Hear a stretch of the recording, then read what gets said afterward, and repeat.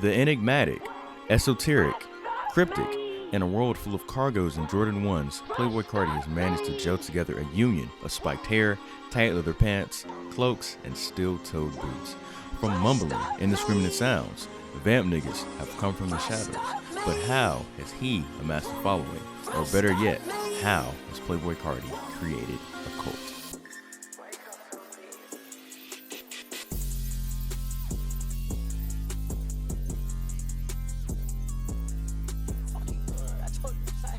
From IG captions to tweets, Playboi Carti has fully played on what it means to keep it vague whilst keeping it simple, formulating new sentences almost reminiscent to that of a child. I'm going to go ahead and read some of the tweets that Playboi Carti has put out within the last year or so. I cannot beef a bit, yeah. Monday, I'm going insane.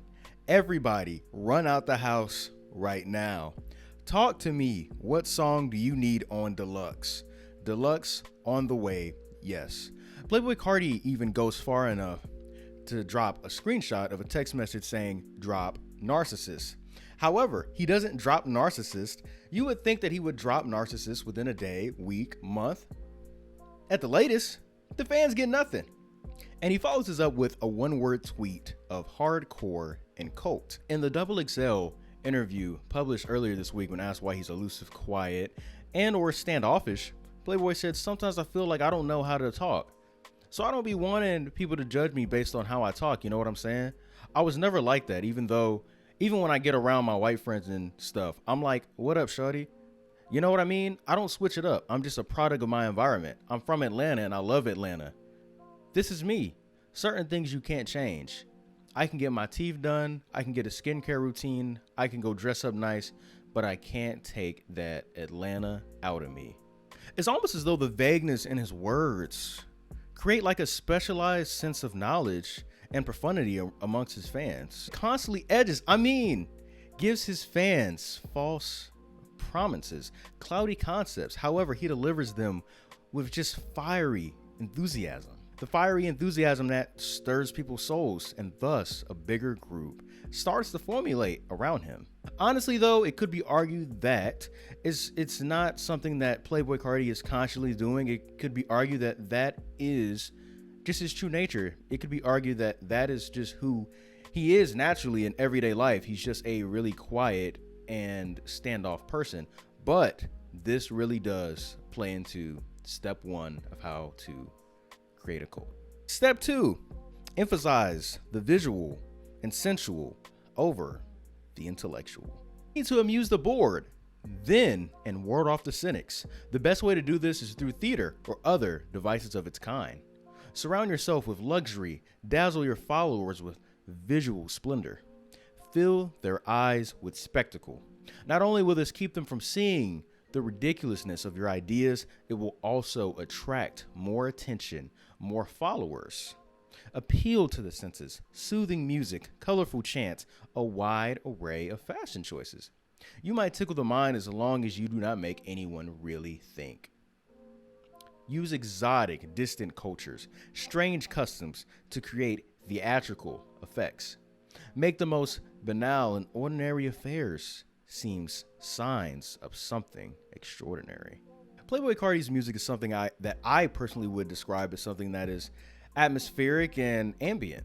His ability to have a minimalist approach to his songwriting and his just ability to integrate himself within the production is just something that can be admired. It is something that creates a trance-like emotion in the listener, constantly chanting these hypnotic and ethereal cuts while saying the same things over and over and over and over again. It's something that appeals to the senses. It appeals to the masses. For example, if you were to hear ballads such as 9, Home KOD, or Jump Out the House alone in a room, you would be less reluctant to actually like it, purely from the perspective of there's little to no substance subject matter wise.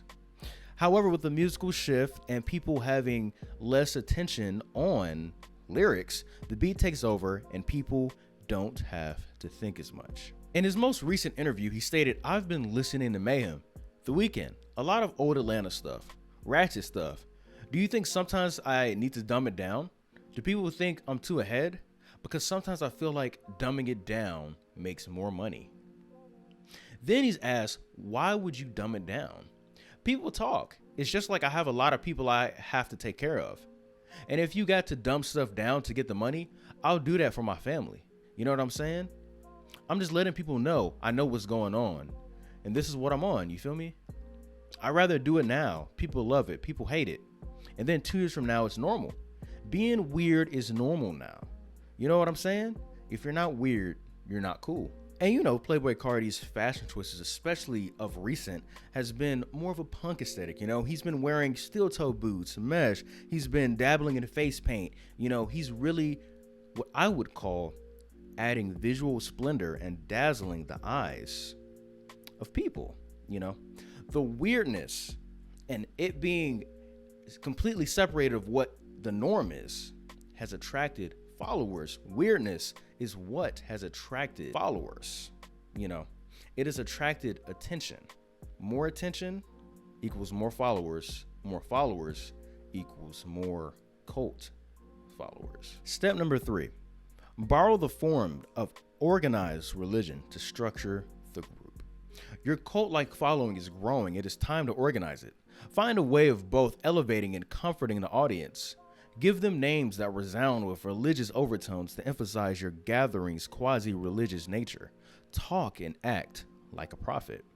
You are not a dictator after all. You are a priest, a guru, a sage, a shaman, or any other word that hides your real power in the midst of religion. Playboi Carti's fans can be categorized as vamps. They typically wear similar clothing to him. They typically have similar captions to him, and they typically pose on IG just like him. Playboi Carti's fans are so supportive of him that during a show in Houston, Texas in 2021, while it was pouring down rain and while they were waiting for Playboi Carti, they bulldozed the gate, bulldozed security. Even one fan who had an ankle monitor on was at a Playboi Carti show.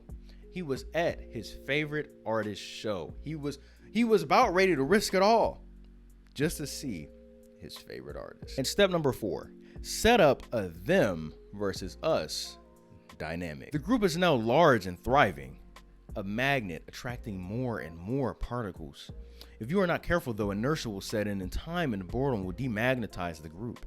To keep your followers united, you must make sure they believe they are part of an exclusive club, unified by a bond of common goals. Then, to strengthen this bond, manufacture the notion of a devious enemy out to ruin you. If you have no enemies, invent one. Given a straw man to react against, your followers will tighten and cohere. They will have your cause to believe in and infidels to destroy. When asked whether he sees his fans as a cult-like following, Playboi said, it's just a world. I was telling my friends I'm into tattoos right now. It's a bunch of people that take tattoos seriously, just like they dedicate themselves to that.